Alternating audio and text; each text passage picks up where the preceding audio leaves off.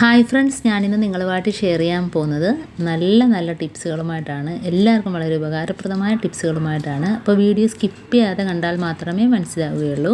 കൂടാതെ എൻ്റെ ഈ ചാനൽ സബ്സ്ക്രൈബ് ചെയ്യാതെ കാണുന്ന കൂട്ടുകാരുണ്ടെങ്കിൽ പ്ലീസ് ഒന്ന് സബ്സ്ക്രൈബ് ചെയ്ത് സപ്പോർട്ട് ചെയ്യാനും കൂടി മറക്കരുത്.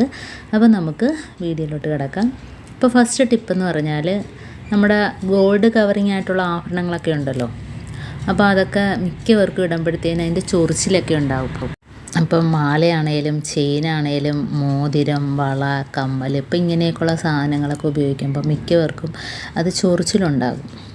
അപ്പം അങ്ങനെ ഇല്ലാതിരിക്കണമെങ്കിൽ നമ്മൾ എന്തുപയോഗിച്ചാലും കുറച്ച് പൗഡർ, ഇപ്പോൾ കയ്യിൽ വളയിടുകയാണെങ്കിൽ കുറച്ച് പൗഡറൊന്ന് തൂകിയിട്ട് ഇട്ട് കൊടുക്കുക.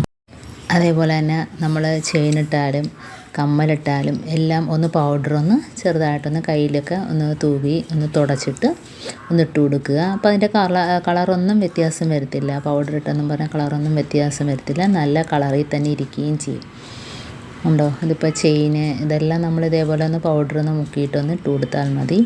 അപ്പം പ്രത്യേകിച്ച് കളർ ചേഞ്ച് ഒന്നും വരത്തില്ല. അതേപോലെ നമ്മളിത് ഇട്ട് വയ്ക്കുന്ന പാത്രം ഉണ്ടല്ലോ, അപ്പോൾ അതിനകത്ത് നമുക്ക് ഇതേപോലെ കുറച്ച് പൗഡർ തൂവിയിട്ട് ഇതിങ്ങനെ ഇട്ട് വെച്ചാൽ മതി. ഇപ്പോൾ നമ്മൾ എവിടെയെങ്കിലും പോയിട്ട് വന്നാൽ തന്നെയും ഒന്ന് കഴുകി തുടച്ച് വൃത്തിയാക്കിയിട്ട് ഇതേപോലെ ഒരു ടിന്നിനകത്ത് പൗഡറൊക്കെ ഇട്ട് വയ്ക്കുക. ഇപ്പോൾ കയ്യിൽ തന്നെ വളയിട്ടാൽ തന്നെ നമ്മൾ ഇതേപോലെ ഒന്ന് പൗഡറൊന്ന് ഇട്ട് കൊടുത്തതിന് ശേഷം ഒന്ന് ഇട്ട് കൊടുത്താൽ മതി. അപ്പോൾ ഇതേപോലെ എന്തിട്ടാലും അങ്ങനെ ചൊറിച്ചിലൊന്നും വരത്തില്ല. ഇതേപോലെ ചെയ്ത് നോക്കിയാൽ മതി. ഉണ്ടോ? ഇതിട്ടെന്നും പറഞ്ഞൊരു വ്യത്യാസവും വരത്തില്ല. കളറൊന്നും പോകത്തില്ല. അപ്പോൾ ഇതേപോലെ ചെയ്യാത്തവരൊന്ന് ചെയ്ത് നോക്കാം. പിന്നെ അടുത്ത ടിപ്പാണെങ്കിലും വാഷിംഗ് മെഷീനിൽ നമ്മൾ 2-3 ദിവസമൊക്കെ കഴുകിയില്ലെങ്കിൽ ഒരു ബാഡ് സ്മെല്ലായിരിക്കും തുറക്കുമ്പം. അപ്പോൾ ഇതേപോലെ സോപ്പിൻ്റെ കവറുണ്ടെങ്കിൽ ഒന്ന് ഇട്ട് കൊടുക്കുക. എന്നിട്ട് നമ്മൾ അടച്ചു വെച്ചാൽ മതി. അപ്പോൾ നമ്മൾ എപ്പോൾ തുറന്നാലും നല്ലൊരു സ്മെല്ലായിരിക്കും. അപ്പോൾ ഇങ്ങനെ ചെയ്യാത്തവരൊന്ന് ചെയ്ത് നോക്കുക. അപ്പോൾ അടുത്ത ടിപ്പെന്ന് പറഞ്ഞാൽ നമ്മളെ കഞ്ഞിവെള്ളം ഉണ്ടല്ലോ, ചോറൊക്കെ വടിച്ച കഞ്ഞിവെള്ളം തലേ ദിവസത്തെ ആയിരിക്കണം, പുളിച്ച കഞ്ഞിവെള്ളം ആയിരിക്കണം. അത് ഇതേപോലെ ഒരു കപ്പിനകത്ത് എടുത്തിട്ട് ഒരു സ്വല്പം ബേക്കിംഗ് പൗഡർ ഇടുക. ഇപ്പം പുതിയ ബേക്കിംഗ് പൗഡറാണ്, പൊട്ടിക്കണം. അപ്പോൾ ഇതേപോലെ എടുത്തിട്ട് ഒരു ടേബിൾ സ്പൂൺ അളവിലോ ഒരു ടീസ്പൂൺ അളവിലോ നമ്മൾ കഞ്ഞിവെള്ളത്തിനനുസരിച്ച് ഇട്ട് കൊടുക്കുക. എന്നിട്ട് നല്ലോണം ഇളക്കി കൊടുക്കുക. വേറെ ഇതിനകത്ത് പ്രത്യേകിച്ച് സൊല്യൂഷനൊന്നുമില്ല. ഈ ഒരു ബേക്കിംഗ് പൗഡർ മാത്രമാണ് നമ്മൾ ചേർത്ത് കൊടുക്കുന്നത്. പുളിച്ച കഞ്ഞിവെള്ളം ആയിരിക്കണം. ഇപ്പോഴാണ് നല്ലൊരു ക്ലീനിങ്ങിന് പറ്റിയ ഒരു ഇതാണ് ബേക്കിംഗ് പൗഡറും കൂടെ ചേരുമ്പോഴത്തേനും. അപ്പം നമ്മൾ ഇതേപോലെ പെട്ടെന്ന് ബാത്റൂമൊക്കെ കഴുകാൻ മടിയുള്ള സമയത്തും അതേപോലെ ആരെങ്കിലുമൊക്കെ പെട്ടെന്ന് വരുന്നുണ്ടെങ്കിൽ തന്നെയും നമ്മുടെ ക്ലോസറ്റിനകത്തോട്ട് ഈ കഞ്ഞിവെള്ളം ഒന്ന് ഒഴിച്ചു കൊടുക്കുക. അപ്പം രാത്രി ഉറങ്ങുന്നതിന് മുമ്പ് ഒഴിക്കുന്നതായിരിക്കും ഏറ്റവും നല്ലത്. അതെല്ലാം നമ്മൾ പകൽ ഇതേപോലെ ഒഴിക്കുകയാണെങ്കിൽ ഒരു 2 മണിക്കൂറിന് ശേഷം ഒന്ന് ഫ്ലഷ് ചെയ്ത് കൊടുത്താൽ മതി. ഇതിപ്പോൾ ഞാൻ രാത്രിയാണ് ഒഴിക്കുന്നത്. എന്നിട്ട് നമ്മൾ കുറച്ച് ടിഷ്യൂ പേപ്പറും കൂടെ ഇട്ട് കൊടുക്കുക.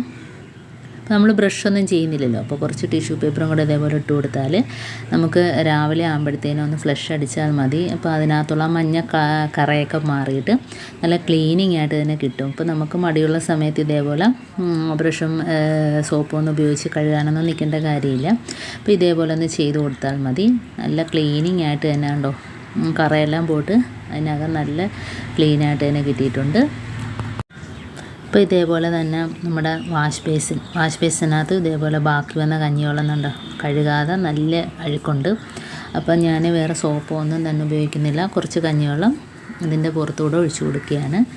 എല്ലാ ഭാഗത്തും എത്തുന്ന രീതിയിൽ ഒഴിച്ചു കൊടുക്കുക. ടാപ്പിനകത്ത് ഒഴിച്ചു കൊടുക്കുന്നുണ്ട്. എന്നിട്ട് നമ്മളൊരു 10 മിനിറ്റിന് ശേഷം ബ്രഷ് വെച്ച് വെറുതെ ഒന്ന് തേച്ച് കൊടുത്താൽ മാത്രം മതി.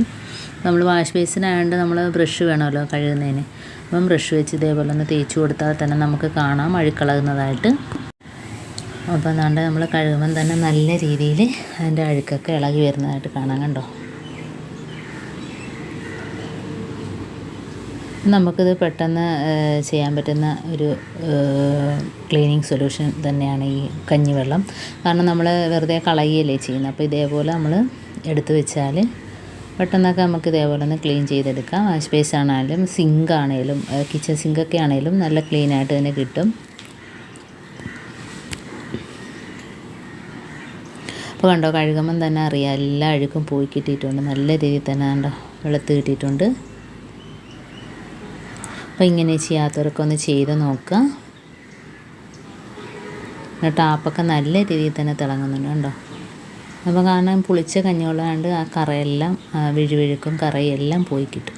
അപ്പോൾ ഇന്നത്തെ ഈ ടിപ്സുകളെല്ലാം നിങ്ങൾക്ക് ഇഷ്ടമായെന്ന് വിചാരിക്കുന്നു. ടിപ്സിൽ ഏതെങ്കിലും ഒന്ന് ഉപകാരപ്പെട്ടു എന്ന് കാണുകയാണെങ്കിൽ ഒന്ന് ലൈക്ക് ചെയ്യാനും കമൻറ്റ് ചെയ്യാനും സബ്സ്ക്രൈബ് ചെയ്യാനും മറക്കരുത്. കൂട്ടത്തിൽ ബെല്ലൈക്കൻ എനേബിൾ ചെയ്യാനും മറക്കരുത്. എന്നാൽ മാത്രമേ ഞാനിടുന്ന ഓരോ വീഡിയോസും നിങ്ങളുടെ മുമ്പിൽ നോട്ടിഫിക്കേഷനായി എത്തുകയുള്ളൂ. അപ്പോൾ ഇനിയും നല്ല നല്ല ടിപ്സുകളുമായിട്ട് വീണ്ടും കാണാം. അതുവരേക്കും താങ്ക്സ് ഫോർ വാച്ചിങ്.